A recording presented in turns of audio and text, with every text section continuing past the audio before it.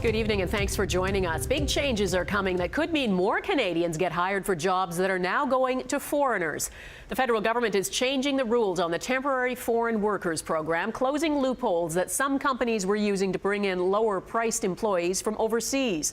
The program was supposed to be a last resort, a temporary measure to help with labor shortages. But after months of complaints it was being misused, it became clear changes were needed.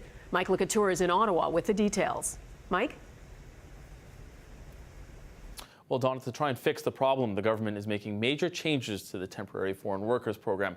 Here's a look at a few of them. They will require companies to pay foreign workers the same amount as their Canadian counterparts. Until now, they're able to pay up to 15% less. Also, there will be new fees for work permits, making it more expensive for companies to import labor, and companies will be required to have a transition plan in place to replace the temporary workers with Canadians. Now, they are sweeping changes, but the question is, will they help unemployed Canadians get back to work? Canadians must always have the first crack at available jobs in our economy. A bold statement from the immigration minister in the face of growing criticism over the Temporary Foreign Workers Program.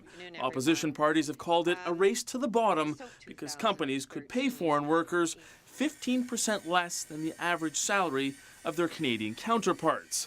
But that wage flexibility is being wiped out. This measure was not effective, and the option will no longer be available under the new wage policy. In 2006, Canada had more than 160,000 temporary foreign workers. Over the last 6 years, that number rose considerably. In 2012, our country had 338,000. Meanwhile, 1.4 million Canadians were looking for work. A problem that's even more acute in the booming Alberta oil sands. 3 out of 4 jobs created in Alberta over the last couple of years have actually been filled by temporary foreign workers, not Canadians. McDonald's, the Royal Bank of Canada, and even golf courses have benefited from the program, and the government admits in certain regions we still need foreign workers in the low-paying, low-skilled jobs like farmhands and fast food workers.